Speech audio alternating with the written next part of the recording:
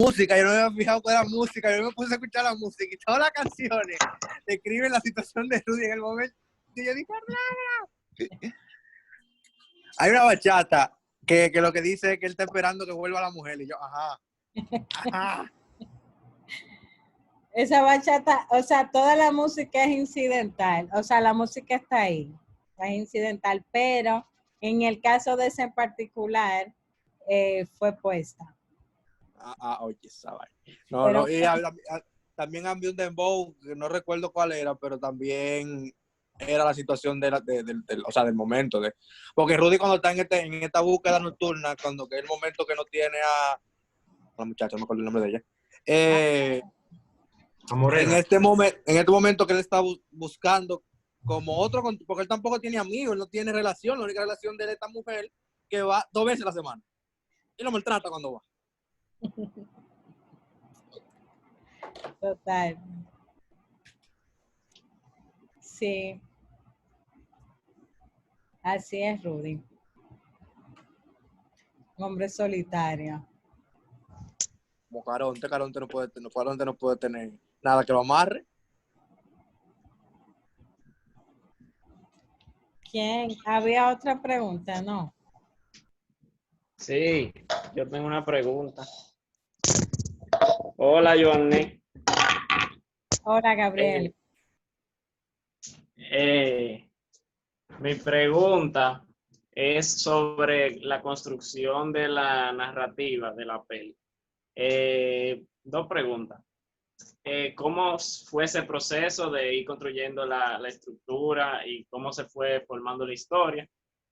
Pienso en cómo influyó la edición en ese proceso y también en el desarrollo, cómo fue el proceso de ir descubriéndolos y también cómo te hiciste en cuanto a manejar eso a nivel de financiación, cómo te manejaste en ese sentido, ya que mencionaba lo de la financiación durante el rodaje, cómo fue para la pre y para el desarrollo. Bueno, yo empecé queriendo trabajar en el río. La idea inicial era descender por el río y encontrar como las historias en la orilla. Pero con un amigo visité los guandules. Tenía un amigo que vive ahí, Ronnie, y le pedí que me llevara al río. Entonces, nada, visitamos y demás, y ahí conocí a Rudy y decidí que el documental se centrara en él. En ese proceso yo fui a un laboratorio de ideas en Nicaragua y bueno, trabajé un poco todo el tema de estructurar la película y demás en ese laboratorio. Pero me di cuenta que no tenía suficiente información en ese momento para poder armar todo lo que se quería. Me sirvió sobre todo el laboratorio para hacerme como las preguntas necesarias y para entender también que el documental necesita que seas de alguna manera un especialista empírico de lo que vas a hablar, ¿no? O sea, si no conoces lo que vas a contar, entonces no tienes derecho, ¿no? De contarlo. No tienes la calidad moral de contarlo. Y entonces me pasé un año que visitaba a Rudy todo el tiempo que podía, los fines de semana y demás, para entender un poco cómo funcionaba. Y esa investigación permitió organizar un poco qué se iba a filmar y qué no. Por eso las secuencias dadas se organizaron antes, ¿no? Para el rodaje. Yo sabía que los sábados había gallera, cuando Rudy rema, qué días de la semana, cómo va el colmado, o sea, yo entendía sus lugares habituales, entendí que pagaba la yola, que visitaba a su mamá. Entonces, entender todos esos espacios me permitió organizar la historia que quería y a partir de ahí planificar el rodaje. Y además, a partir de ahí también buscar financiamiento. Surgió en ese proceso un fondo que se llamó en su momento Sparring Partners, ya no existe, solo hubo una convocatoria, y era para hacer cortos documentales en el Caribe, pero el Caribe, Haití, Cuba, Dominicana. Y bueno, yo apliqué y gané el fondo, que era un fondo muy pequeño. La idea era hacer un corto, pero el trabajo quedó un poco más largo de la petición del fondo.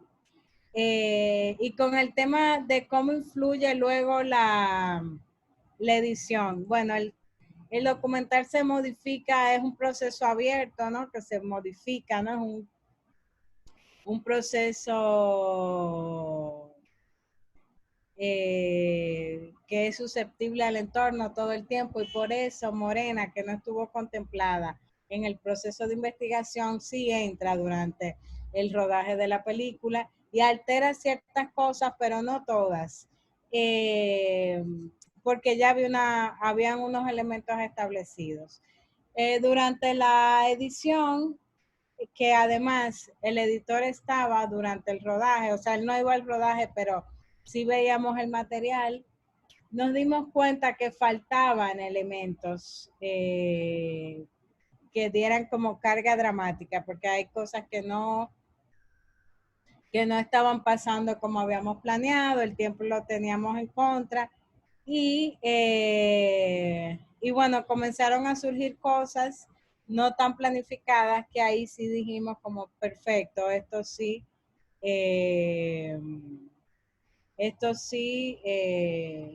comienza a darle sentido al documental. Por ejemplo, yo sabía que el documental terminaba donde atraca el Caribbean Fantasy, el barco, porque por eso está el nombre y ese era el lugar de cierre del documental. Sí, yo sabía que habían elementos que habían que encontrar en el proceso del rodaje, pero que ya estaban un poco delineados. Y justo el día que filmamos el final, Morena hizo toda esa crisis y comenzamos a entender que ya comenzábamos a tener carga dramática en el documental. La primera vez que Morena también aceptó entrar en el documental, o sea, que ella dijo, sí, voy a estar, hay unas entrevistas que no fueron planificadas y el documental tampoco iba a girar en torno a entrevistas, pero esas entrevistas se dieron ahí naturalmente como una conversación y fueron elementos que añadieron como cierta densidad y que comenzamos a descubrir que sí había. En el caso del documental es importante siempre revisar, mirar el material, o sea, el visionado es fundamental durante el proceso de rodaje, porque como dependemos mucho de lo que la realidad nos regala, a veces no te lo estás regalando y tienes que saber si tienes un documental o no, si tienes que seguir filmando, si se cuenta, si lo que tienes necesita otro plano para ser contado. Por ejemplo, la llamada del marido de Morena a Rudy, no la filmamos, pero entonces no lo teníamos. ¿Qué hicimos? Que construimos un plano donde Rudy mira su celular y luego va a la casa y habla con Morena. O sea, estar consciente de lo que está pasando y no dejarlo para después, sino qué me hace falta para que esta escena que se dio se cuente en su totalidad. Entonces, eso, o sea, el proceso todo es un proceso de construcción. Fuimos buscando planos que hacían falta cuando veíamos una escena y entendíamos que necesitamos algo para que esto cierre. Y bueno, la edición fue fundamental. En la edición, ¿qué hago? Pues en el proceso mirábamos el material y entendíamos cuándo sí teníamos película y cuándo no, y la tuvimos muy al final. O sea, el documental está construido con el material que se filmó al final. O sea, filmamos 2 semanas y en la segunda semana, o sea, el documental está hecho con el material de la segunda semana. Y eso es otro elemento importante para el documental, salvo que para el documental de este tipo, porque hay un montón de tipos de documentales, de películas, y cada película hay que mirarla en su contexto, ¿no? Pero en este caso, que yo necesitaba intimidad con los personajes, que elegí trabajar la observación, tiene mucho que ver con la espera y de que algo suceda y hacer ciertas provocaciones para que eso suceda. Entonces, en ese proceso de esperar que pasara algo, solo en la segunda semana lo obtuvimos. Y tuvimos que provocar algunas cosas también para que se diera. Y bueno, al final en la edición organizamos el material en torno a, o sea, yo me olvido de lo que había escrito antes, miramos el editor y yo todo el material y se construyeron unos bloques.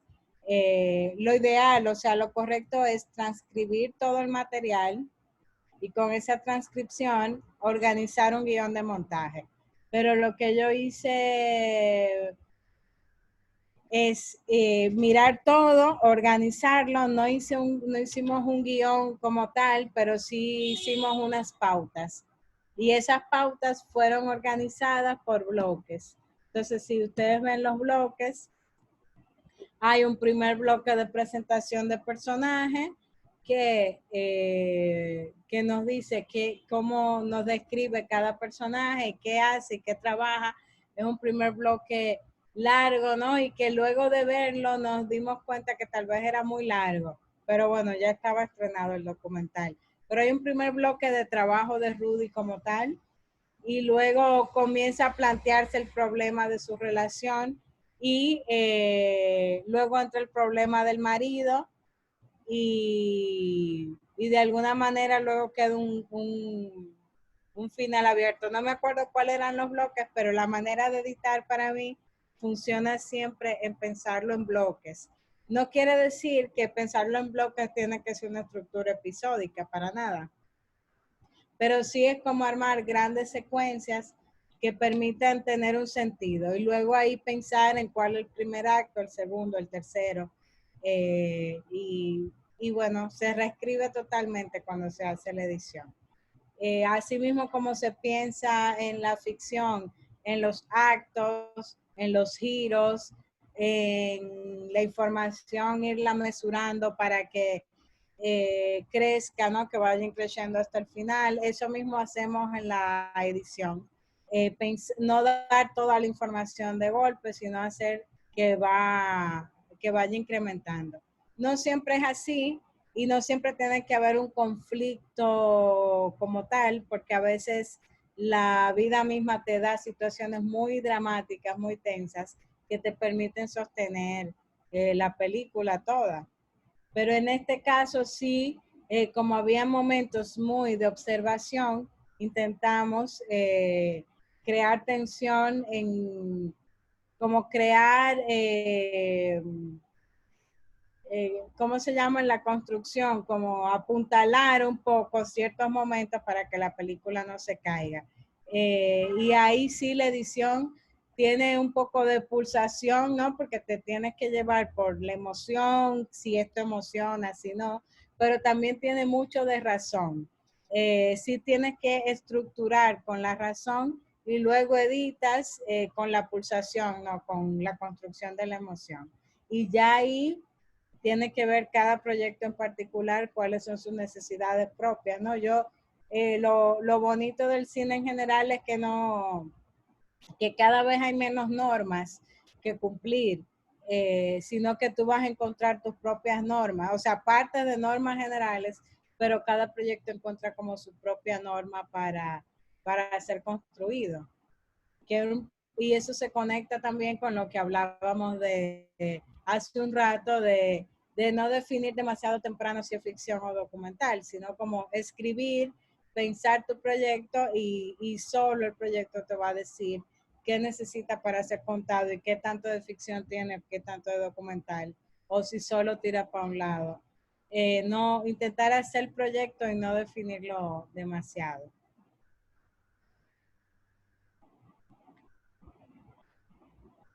Cool, gracias.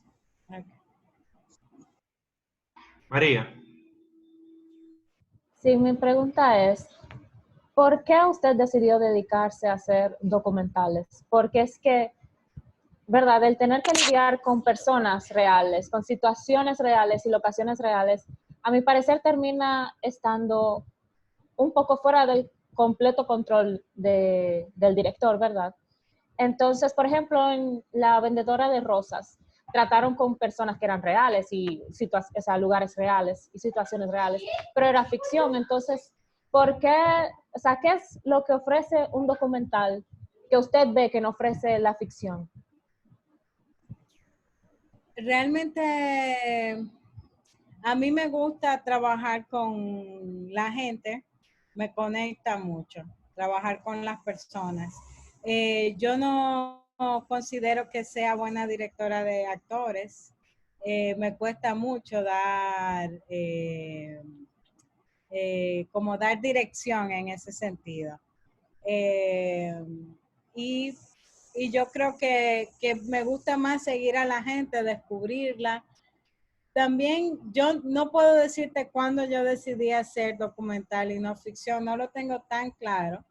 A veces sí tengo como momentos en los que entiendo que fueron importantes y decisivos, pero no sé si ahí empezó lo de hacer documental.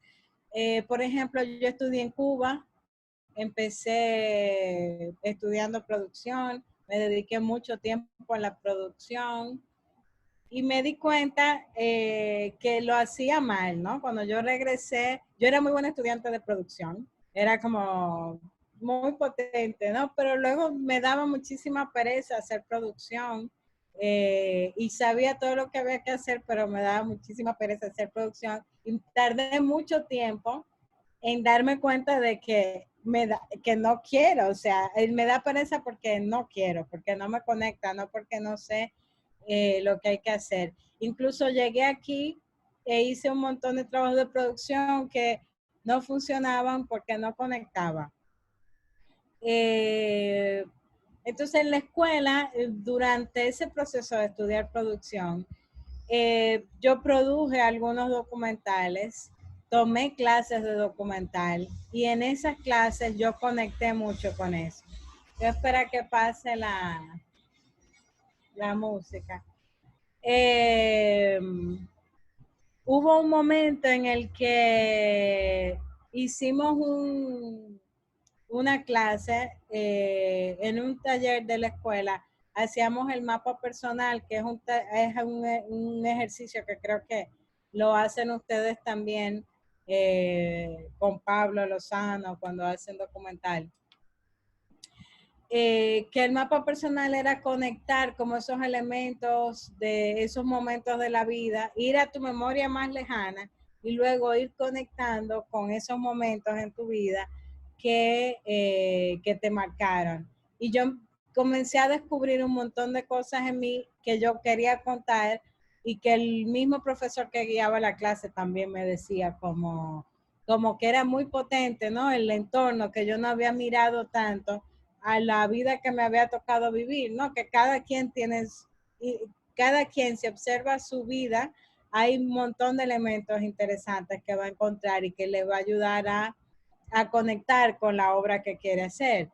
Que no quiere decir que cuentes tu vida, pero sí hay elementos, temas y demás que ya dominas y que vas a conectar con ellos. Y entonces hubo diferentes momentos en las clases, en los proyectos, que me hicieron encontrar, que me hicieron resonar más con el documental que con la ficción.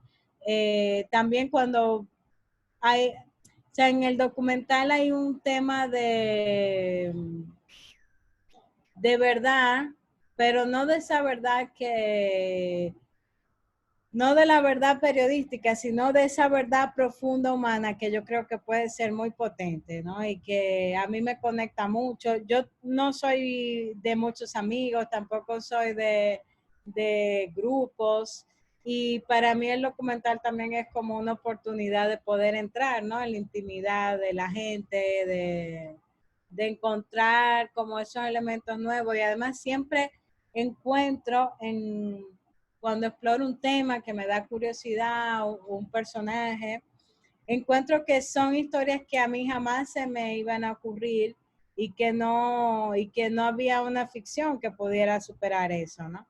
Entonces me gusta haber descubierto todas las licencias que te da hacer cine, ¿no? O sea, es increíble cómo por hacer cine tú puedes entrar en la habitación de una gente, permiso, entrar con una cámara, y cómo eso te va dando un montón de licencias.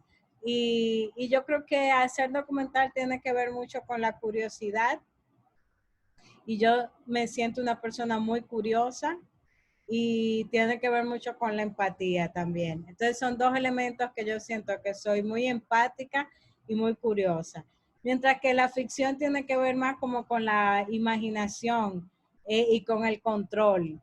Y yo siento que puedo no controlarlo todo. O sea, sí me gusta definir cómo se ve, cómo se escucha el documental, cuáles son todos esos elementos en términos cinematográficos, pero luego lo que está dentro, irlo descubriendo, con los personajes y con el tema mismo, que te van a regalar un montón de cosas y me permite además como ser humano crecer muchísimo. O sea, yo siento que cada vez que yo atravieso por un proyecto, por el más pequeño que sea, soy otro ser humano cuando atravieso ese proyecto. Es porque trabajar con la gente te da otras visiones de mundo, y te hace muy, o sea, cada vez me siento como más humana, más conectada con la humanidad. Me pasó desde que fui a Haití, que era la primera vez que yo decía, voy a rodar esto. Encontré, o sea, yo jamás pude haber imaginado en una ficción cómo era ese espacio, ¿no? En Haití, la gente, sus circunstancias. Y ese tipo de descubrimiento no me lo da una ficción nunca. O sea, a mí me gusta el proceso de descubrimiento y creo que por ahí va. Pero bueno, cada quien tiene que encontrar cuál es su proceso y qué es lo que le resuena. Gracias.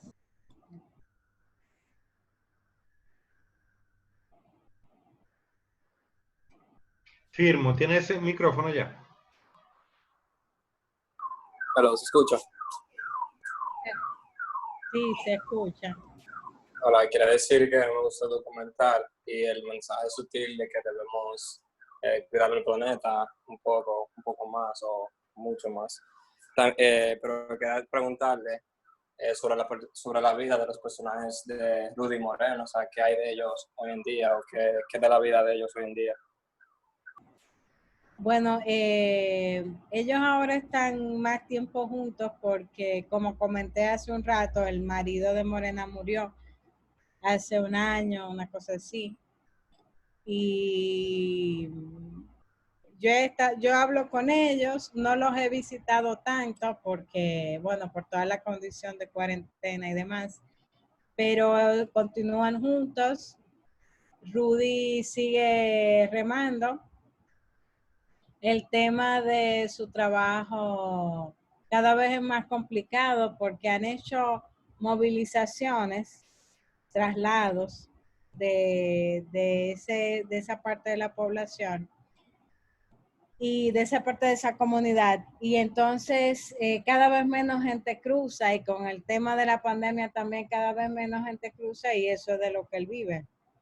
También luego del documental habíamos hecho un crowdfunding para, para poder operarlo porque él tenía una hernia. Y bueno, ese tiempo de recuperación hizo que que él perdiera unos días de su trabajo. Y bueno, al final, la vida, en conclusión, la vida es como complicada para ellos ahora mismo, en términos económicos. Para Morena también, y en la medida de lo posible, casi siempre hay un tema de asistencialismo ahí, de que siempre necesitan como una asistencia, pero también están juntos, pero lamentablemente es un poco no me acuerdo quién decía que era lo del capitalismo, lamentablemente el capitalismo es voraz y ahí están. Bueno, muchas gracias. Ok. Nanun, estás en la oscuridad. Me va a llevar Carón, ¿te parece? ¿Alguna otra pregunta? Porque yo sí tengo una que siempre, yo te la he hecho, claro, y también el DP me la ha respondido, pero para que converses con los chicos. El manejo de la iluminación en el ambiente. ¿Cómo tú te sentías con tu fotógrafo en esta situación que parece muy normal? Es una imagen que es de televisión, el río Sama, pero ¿cómo ustedes lograron mostrarlo distinto? Bueno, eso realmente hubo una propuesta de parte de Tito, el fotógrafo, del formato de la cámara y la estética que se iba a utilizar, que lo probamos un poco, lo probamos antes. Y también el equipo en el documental es fundamental porque es un ejercicio de confianza. Es un ejercicio de confianza porque para que los personajes no estén pendientes a la cámara y al boom y a los micrófonos, yo estoy en contacto con ellos siempre, mientras el equipo está filmando. O sea, yo estoy al lado de la cámara, pero no puedo estar mirando todo el tiempo el plano, ni porque eso distrae a los personajes y es difícil lograr intimidad en ese sentido. Entonces ellos no están ellos nunca saben cuándo se filma y cuándo no. Y lo que tiene que ver con la iluminación, trabajamos todo con luz natural, salvo el interior de la casa de Rudy, que sí pusimos luces, porque bueno, era sumamente oscuro. Entonces, incluso la luz que usamos son las mismas bombillas que se utilizan en las casas, pero era algo como muy leve para poder rellenar. Casi todo el exterior es luz natural, todo el exterior. Y en ese sentido, tú me preguntaste que cómo me sentía, no me acuerdo la segunda parte. ¿Cómo logran sacar de una imagen de televisión, el río Sama, la pobreza, a hacer una imagen poética como la que hicieron? Claro, eso se logra a partir de la empatía y la observación. Siempre que voy a trabajar un tema o un espacio, yo trato o busco, lo que intento buscar siempre es cómo desafiar el paradigma o cómo desafiar el imaginario en torno al espacio, al tema o al personaje. Porque todo lo que conocemos de la cuenca Osama Isabela, de las comunidades que están construidas en el río, siempre aparecen en los noticieros vinculados a la marginalidad, a la pobreza, a la delincuencia, y no hay historias humanas vinculadas a esos espacios. Entonces, desde la premisa, desde el punto de partida, estábamos huyendo de ese imaginario que se construye en torno a esos espacios. O sea, yo nunca voy a llegar a un lugar a decir ni alimentar el imaginario que ya existe de ese lugar, porque si no, no estoy haciendo ningún aporte. Voy a cuestionar ese imaginario, voy a desafiarlo o voy a contar otra cosa. Entonces, desde el principio era contar una historia humana, poética del espacio.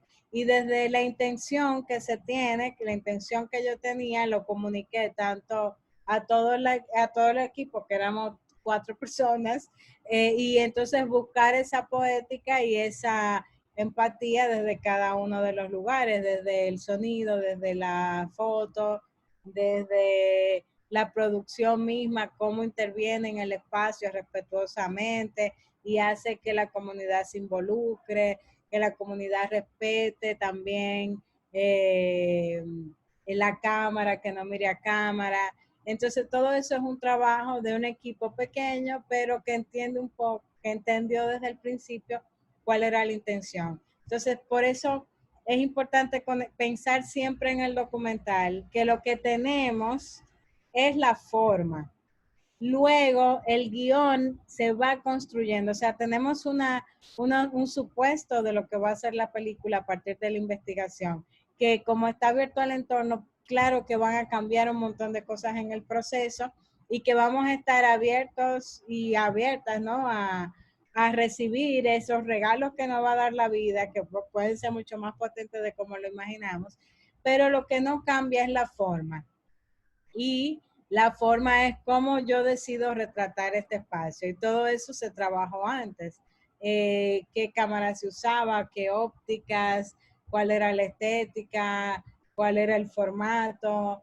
Todo eso son decisiones previas que permitían que ya trabajáramos en confianza durante todo el proceso, porque yo sabía que todo lo que Tito filma mientras yo estoy siguiendo el personaje, yo confío en que él lo va a hacer como acordamos que se va a hacer, ¿no? Entonces, en el caso del documental, el fotógrafo es una especie de segundo director, porque toma un montón de decisiones en el proceso, igual que el sonidista toma decisiones en el proceso, porque yo estoy siguiendo una situación y yo, mientras sigo esa situación con los personajes, estoy evitando que los personajes se den cuenta de que los estamos filmando. O sea, ellos saben que la cámara está ahí, pero mi presencia con ellos hace que se disuelva, ¿no? Todos los elementos técnicos que siempre crean ciertas tensiones. O más que tensiones, crean como distancia. Y por eso es muy importante trabajar la forma, pensar la forma con el equipo. Y casi siempre me hablan de la fotografía y yo soy muy insistente con el sonido también, porque trabajamos, el mundo cinematográfico es un mundo audiovisual. Nosotros audio vemos las películas y la atmósfera en las películas, el 3D, como dice Lucrecia Martel, te lo da el sonido. Entonces, si Leo, el sonidista, no hubiese captado lo que dicen, los que están en la punta de la yola y los que están aquí, yo no hubiese podido crear la atmósfera del documental. Y hay todo un universo que sucede en la capa sonora de la película. Entonces, en ese sentido, yo tuve un equipo excelente por todas partes, ¿no? Que es un documental que no podría existir sin las personas que estuvieron ahí, que captaron la idea desde el principio, que fueron muy propositivos, que trabajaron con lo mínimo, que fueron, o sea, que pelearon por la película tanto como yo, y eso es fundamental, ¿no? Que elegir bien el equipo que conecta con el proyecto que se está haciendo es fundamental. O sea, la gente tiene que dar el 100 en la función que está haciendo. O sea, la gente que hizo producción conmigo fue fundamental porque estábamos en la yola todo el tiempo y esta gente que hizo producción, que también incluía a un chico del barrio, estaban todo el tiempo hablando con la gente que se iba a montar en la yola, hicieron todo un entramado de que antes de que la gente entrara en contacto conmigo y con el fotógrafo y con el sonidista, ya entendiera todo y no fuera a preguntar en la yola qué está pasando, ni mirar a cámara. Entonces, es importante que todo el que está en un documental o en una película en sí, cumpla una función, entienda de qué va y aporte y dé el 100, ¿no? Y en ese sentido fue fundamental todo el equipo de la película.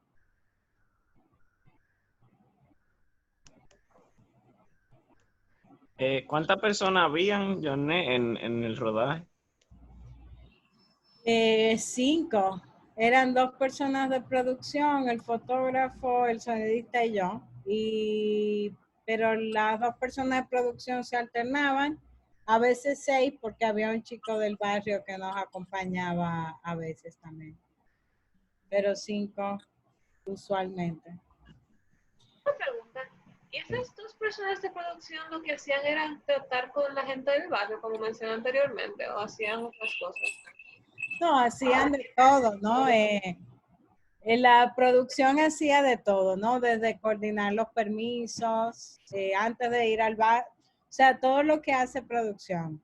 Okay. Coordinar los permisos de rodaje, llamar para que sepan cuándo vamos. En ocasiones cuando filmamos de noche, coordinaron con la policía, coordinaban las comidas, ¿no? El desayuno, el almuerzo, la cena, las meriendas, el agua. ¿Qué más? Yo también hice un poco producción, pero hice producción antes.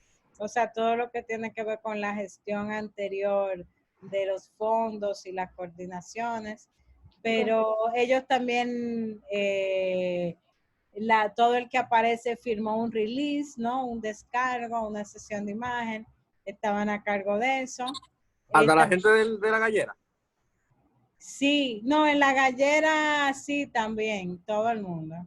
Wow. Entonces esta gente iba adelante, ¿no? Un poco en todo, coordinaba el transporte. Yo hacía un poco también